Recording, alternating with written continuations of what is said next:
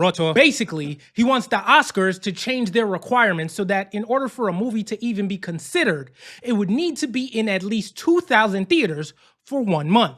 Now, that's insane because what he's suggesting is a 200,000% increase in screening costs alone. Now, the podcast that he was on is called The Town with Matthew Bellany. And on it, James Cameron said, quote, "A movie should be made as a movie for theatrical, and the Academy Awards, to me, mean nothing if they don't mean theatrical," end quote. But movies already need a theatrical run in order to qualify for an Oscar nomination. And the Academy literally just raised the bar from 7 days in one of the 6 major US cities to a full week in 10 of the top 50 markets. So filmmakers are already facing a 900% increase in screening costs. So for James Cameron to now suggest a 200,000% jump on top of that is completely tone deaf. I mean, his intention is really to box out Netflix and other streamers, right? Because his argument is that streamers like Netflix will take a movie, put it out for a week, maybe 10 days, and qualify for Academy Awards consideration, which Cameron calls fundamentally rotten at the core. And here's the part Cameron doesn't say directly, but he absolutely implies it. Now, the reason he thinks that putting a movie out for a week or 10 days and qualifying for an Oscar is rotten to the core is because to him, that's the cheat code. Because when he makes a movie, it goes wide. Avatar comes out in thousands of theaters for months. Right? His movies get entire IMAX wings dedicated to them. He believes that that's the natural order of things. So when Netflix does the bare minimum to qualify alongside his movies, he feels like they're skipping the line.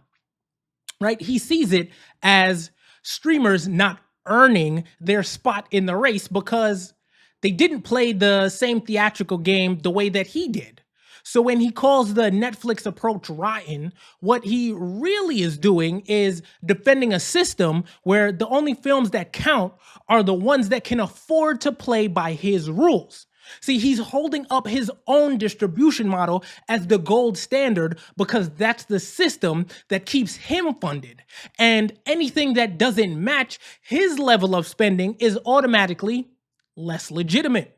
But that's the flaw in his argument because he isn't comparing art to art.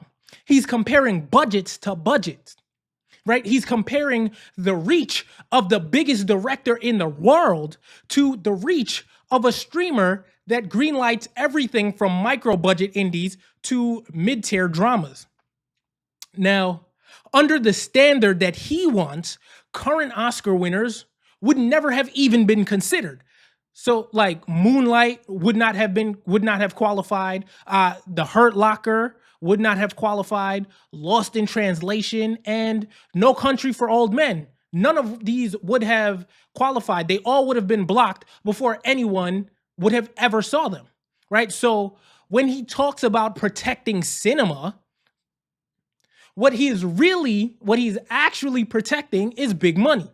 Right? He's gatekeeping the very art that he claims he is trying to save. Because under what he is proposing, the only films that survive are the ones with massive budgets and studio muscle behind them. See, smaller independent films wouldn't even get a chance to fight for an award. They would be eliminated before the conversation even begins. 2,000 theaters is nothing for any of the big conglomerates, but filmmakers were barely getting into 1 theaters as it is. Now, the Academy bumped it to 10, and Cameron is pushing for 2,000? Right? Those theaters have to be rented by the filmmakers. I'm not sure if you know that, but they rent them. That's part of the budget that they have to spend. So more theaters obviously means more money. And sure, you could say they don't have to chase the Oscars, but part of raising financing for a lot of these films is saying we have Oscar potential, right? Investors care about that. Distributors care about that because an Oscar equals more money now and in the future. The awards race itself can be the difference between getting a film funded or not. And here's another part that I don't believe that James Cameron understands, or at least it doesn't seem to, right? He keeps talking about how theatrical is dying and how streaming is ruining the art form. But he never stops to ask why theatrical experiences are dying in the first place. And I'll tell you right now, it's not because of Netflix. It's because most theatrical experiences suck.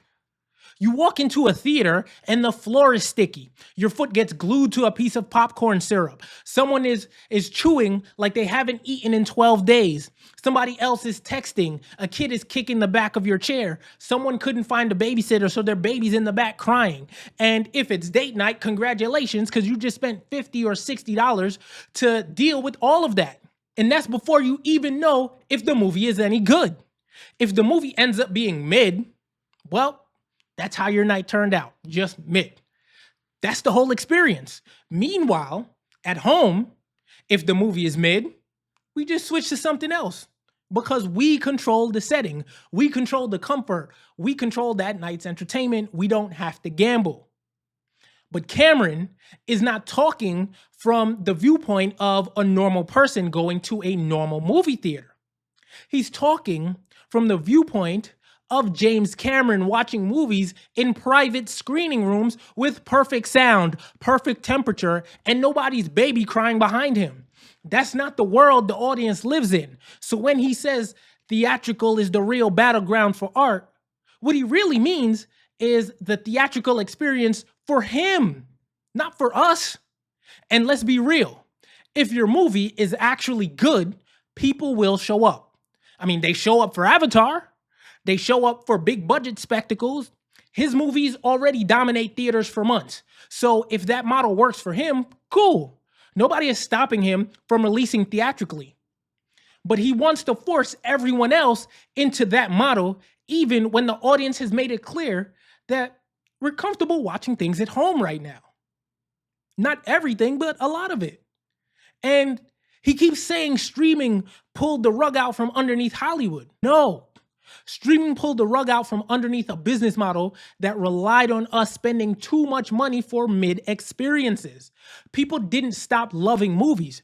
People stopped loving going to the mall at 9 at night to sit next to a stranger eating nachos during the emotional climax of a movie. The world changed, and nobody is going backwards. But here's the thing that really exposes James Cameron's whole argument. If he truly believes streaming is killing his type of movie, he has the power to innovate. He's James Cameron. He can create new distribution models. He could partner with theaters for premium digital screenings, right? He could delay streaming until months after theatrical. He could build the next version of the theatrical experience. But instead, he's trying to preserve the system that already benefits him by making the cost of entry impossible for everyone else. And this is where the future is going anyway. In 10 or 20 years, theatrical is going to be niche. I wouldn't say that it'll be gone, but niche. Big budget films will still live there. Spectacles, as I said, large scale action, event cinema, but smaller movies, comedies, rom-coms, and indie films, I believe, are going to be streaming first. And the new theatrical is going to be inside Disney parks, Universal parks, Netflix houses, Netflix eats, IRL experiences where people pay to step into the world of a show or movie. Because the truth is, that's the part of theatrical that people actually like. Feeling like they're inside the world, feeling immersed.